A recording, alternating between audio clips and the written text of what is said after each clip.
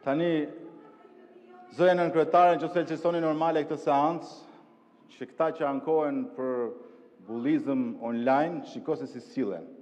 Dhe ankohen këta për profile falso. Zoti Kapri, keni fjalën 5 minuta, Zoti Kapri, fjalën tuaj.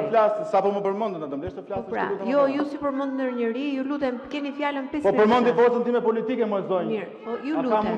Me qetësi, keni fjalën 5 minuta. Me qenë se kërkoni. Më lërë të flas. Tani, nëse këtu ka një ndërmarrje që merret me komente dhe profile falso, është një pjesë e administratës publike që punon e paguar edhe të zyrat e katit të dytë të Partia Socialiste, edhe të kati përvesës tek Pallati i Kongreseve. Janë një ushtri e tërë të paguar me para publike, të cilët sulmojnë këtë mundin përpara. Tani, këto lloj shantazhesh këtu në parlament për profile fake, keni gjithë shtetin në dorë. Keni gjithë shtetin në dorë, merruni me shtetin, ju lutem, dhe e keni dorë dhe gjini, se ku është faktu nuk e di, dhe ankoni ju për dhuna, o Zoti i madh. Tani, dëgjoni, zonjat të nderuara, edhe zonja Çaushi, edhe zonja Kida. Nuk jam marrë asnjëherë me Kiduina Zaka, po ndjes, zonjë, kërkoj ndjes. Nuk jam marrë asnjëherë me ju, pavarësisht se ju nuk pushoni nga vendi, edhe për një arsye shumë të thjeshtë. Arsyeja është që unë e kuptoj pse jeni ju këtu. Sidomos ju zëqine që erdhët dhunshëm në parlament duke marrë edhe një mandat që nuk e meritonit. Dhe arsyeja pse bëhet kjo është pikërisht për të tërhequr vëmendjen, për të mos folur për çështje reale në këtë vend dhe u keq përdorin një që është keqardhje e madhe. Dhe në fakt, prania juaj në këtë seancë është pikërisht dëshmi se sa keq është ka ta ndisur parlamentarizmin në Shqipëri. Kjo është e parë dhe e fundit që merrem me ju, sepse edhe si zonja dua të respektoj, të nderoj, nuk kemi marrë në njërë me ju, merreni ju me ne dhe ne e kuptojmë nga vjen urdhri, por me që zonja Çaushi është marrë me 10 herë me ne, e kam një porosi nga 10 mira të rinj një shesh, të cilët e kanë dedikuar një këngë e dashur. E ke dëgjuar këngën e rinisë shqiptare? E ke dëgjuar? Zeqine, 3 milion jemi ne, ti nuk di të numërosh, shko në shkollë të mësosh.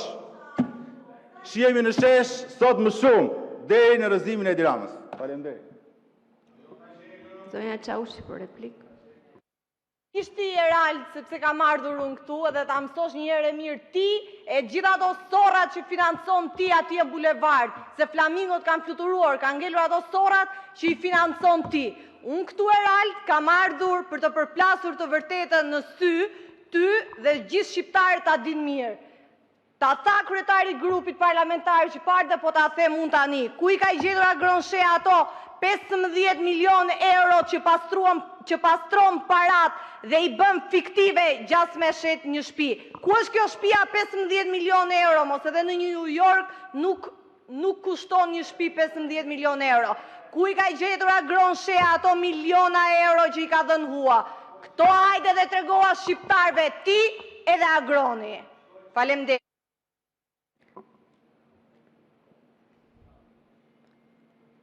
Po zonja Zake, kërkoni fjalën për replikë.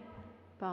Nderuar drejtues së seancës, e mora fjalën për replikë me qenë se kolegu Kapri më përmend, pretendon që unë e përmend apo nuk e di që e pas ka ndruar emrin e pas ka bërë Agronshea ose mbase janë 2 në 1, nuk e di, domethënë çuditëra po dëgjojmë në këtë parlament edhe në Shqipërinë e ditëve të sotme. Megjithatë, po të kthej një përgjigje se pse jam unë edhe e ke parë diti për çfarë jemi ne këtu.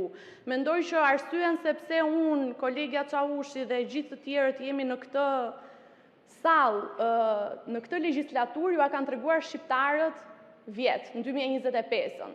Kështu që dhe pse juve nuk ju pëlqen ky argument, dhe pse ju refuzoni që ta pranoni dhe pretendoni që ju jeni krah protestuesve dhe ata ju duan dhe ju mbështesin, nuk kemi parë sa ju duan, nuk kemi parë sa ju mbështesin duke u larguar, tash keni filluar stil tjetër, i gjeni këta njerëz dhe gjëja vin ju takoni, ju përqafojnë, na thu se i kputi malli për ju, po e dim shumë mirë se në ato videot e para Groni kishte ty dhe Fridën, vetëm juve, shiko Frida që janë gjithë ta njerëz, shiko Erald që janë gjithë ta njerëz. Pra, partia juaj këto janë, jo, mi dërgojnë qytetarët dhe thonë sa të varfër që janë në popull këta që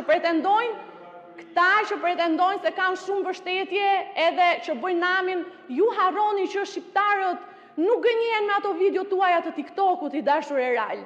Qytetarët shqiptarë e kanë zgjedhur kush do t'i drejtoj dhe kanë zgjedhur rrugën e Shqipërisë për Bashkimin Evropian.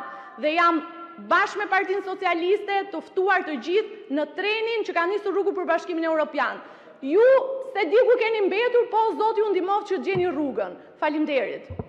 Tu mbyllen diskutimet për çështjet e evidentuara nga zgjedhësit, seanca mbyllet, seanca e radhës do të njoftohet sipas rregullores. Faleminderit.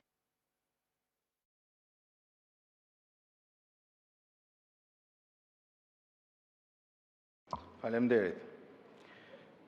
Është ironike dhe tragjike njëtën kohë që sipas raportit në mandatin e 4 të qeverisë së Edi Ramës, Shqipëria ka mesatarisht 17 orë ujë pishëm, afërsisht. Dhe madje objektivin e ka ta bëjë 18 orë, ta shtoj 1 orë më shumë. Mandati 4 të Edi Ramës kë. Qose gjithë mbaj mend, në 2013, nëse kishte diçka që Edi Rama do jepte personalisht llogari, do ishte uji i pishëm. Ja ku jemi sot. Të thanë buza për një pikë uji në Tiranë. Së thua që nuk bëhet, bëhet. Ke dy raste pozitive mund t'i marrësh në Shqipëri, që është qyteti i Korçës dhe Hipokradecit. Kanë ujë nga 24 orë, madje edhe të pishëm, vetëm e vetëm sepse aty kanë investuar gjermanët dhe kanë bërë një gjë model. Kudo tjetër pasaj, UKT-t janë kthyer në çerdhe punësimesh militantësh, pranë bashkive, për të mbledhur vota dhe ujë s'ka. Të thuash që në Tiranë ka rreth 17-18 orë ujë të pishëm, gjithë e din që është gënjeshtër, po s'patet depozit në Tiranë, nuk lahesh dot. Nuk lahesh dot. Nuk po llogarisin pasaj lanën që është kthyer në një kanal të hapur urat e zezash në mes Tiranës. Por nuk ka më tragjike se sa të dalësh në qendër të Tiranës dhe të shikosh qytetar normal të kryeqytetit, të cilët mbajnë bidona 2 litrosh në një dorë dhe bidona 5 litrosh në dorën tjetër. Bidona 2 litrosh për ujë të pishëm dhe bidona 5 litrosh për të gatuar. Kryeqyteti i Shqipërisë nuk ka ujë të pishëm, nuk ka ujë të mjaftueshëm. Kjo është drama më e madhe e qeverisë së Edi Ramës, i cili me sa duket është i gatshëm të shpenzojë miliona euro për koncerte për të cilat nuk i vlen skut. Faleminderit. Në fakt mund të jetë e parë në këtë parlament që mund bie dakord me qëndrimet e deputetëve të maxhorancës.